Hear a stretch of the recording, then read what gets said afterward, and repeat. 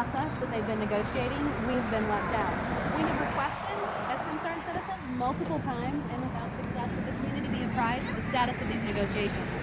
We are concerned, very concerned, that the things that are most important to the residents of Ferguson, particularly the people most affected by our police department, may not be getting addressed. Community input is necessary, and those affected most by racist policing should be engaged in this process to ensure that the proposed transformations meaningfully address the issues that we're facing. Hello, my name is Tiffany Reliford, and I am a concerned citizen. And as a community, good policing begins with police-community relations. We need to work collectively to achieve a greater results in solving issues that relate to African Americans who live in this community. We need the DOJ and Ferguson PD to engage the community by being transparent, open, and honest during this process. It's hard to move forward and build a better Ferguson when so many residents are left unclear of its direction. Thank you. My name is Lee Smith. I'm a resident of Ferguson. We did a survey over this past summer, and we surveyed about approximately 400 people. And their main concern, main two priorities that we are demanding.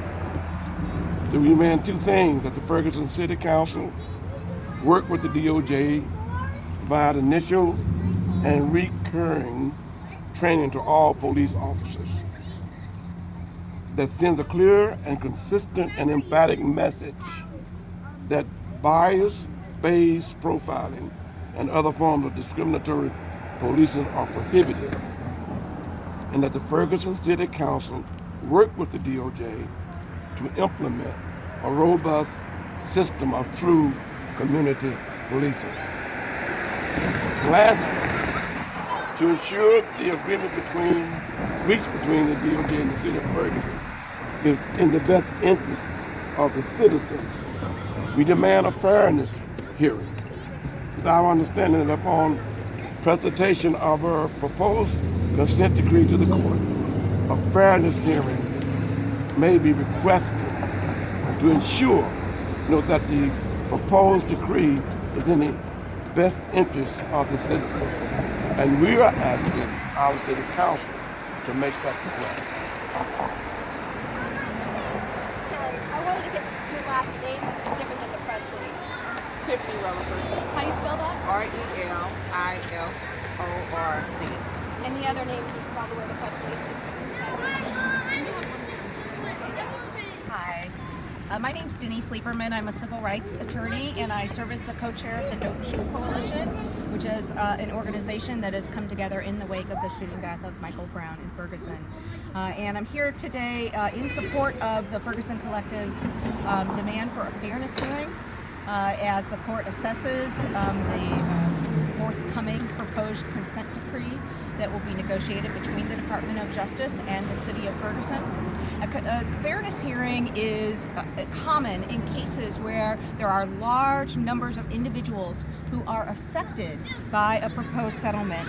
And in cases particularly like this, where the people who are most stand to be affected by the terms of this settlement have not been party to the negotiations themselves or had a chance to weigh in about the provisions, particularly speaks in favor of a fairness hearing here. The city, as a party to this case, has the ability to request a fairness hearing, and this is important to ensure that justice is served. It gives the judge the ability to hear from the residents and the taxpayers of Ferguson who are going to be bound by this decree about their experiences with the police, and that will allow the court to determine whether or not the decree itself responds to the civil rights violations that have been found and is in the interests of justice.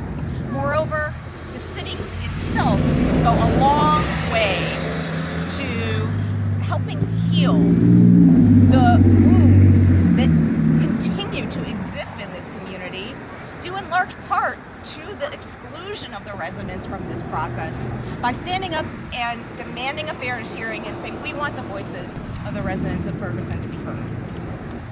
Okay, so I have a question real quickly. So the survey that was conducted earlier this year, I'm not sure which month, was that on your own volition or was that requested from the city or the DOJ? It was our volition. It was an attempt to fill that gap because there had not been any true community engagement or input into the process, and so we identified that as really necessary. So we put out the survey. And then, sorry, back to the legal process then.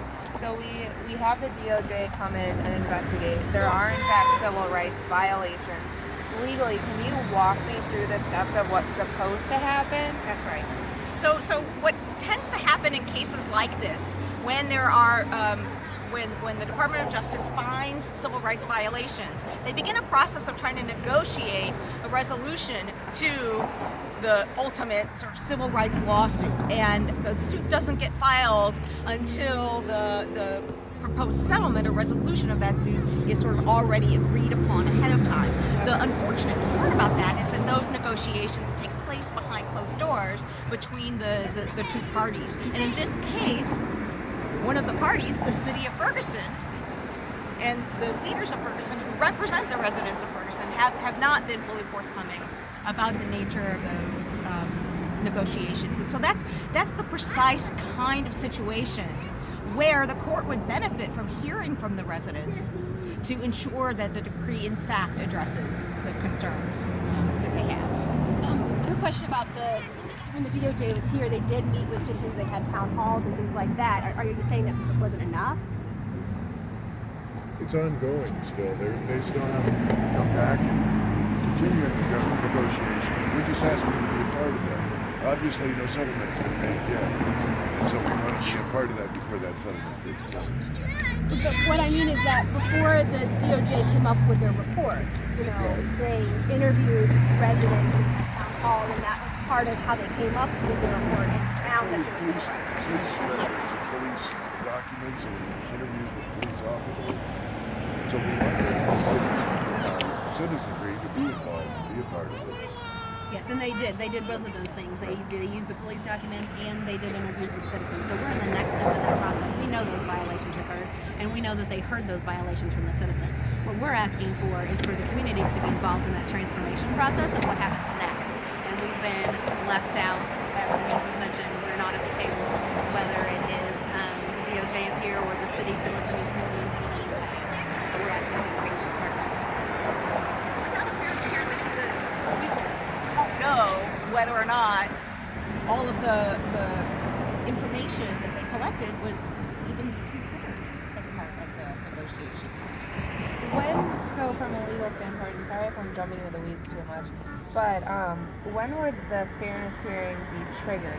Right before the dissent decree is filed, so the citizens have an input, or what's the timing of that? Right. So when typically the complaint and the consent decree get filed at the same time, the judge has an obligation to not just accept a settlement just because the parties settle on it, especially where there are sort of large stakes involved or where the relief is controversial. The judge still has an ongoing obligation to determine whether or not that agreement is fair and can set a hearing at some point in the future after the proposed decree is filed to hear from people before he makes a final determination on whether to accept it.